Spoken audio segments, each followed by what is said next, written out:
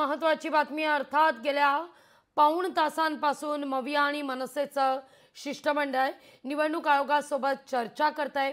आगामी निवडणुकांबद्दल अनेक तक्रारी आहेत असं थोरात म्हणतात।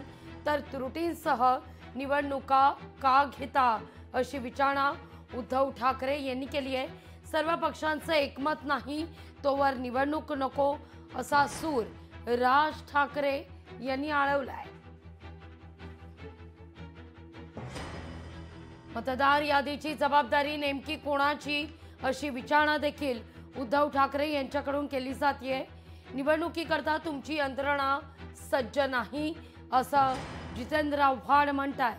तर जोवर त्रुटी दूर होत नाही तोवर निवडणुका घेऊ नका अशी भूमिका राज ठाकरेंची आहे। राज ठाकरे निवडणूक आयोगावर भडकलेले आहेत। मतदार नोंदणी बंद करून लफाछपी कशा करता राज ठाकरे विचारणा करतायत।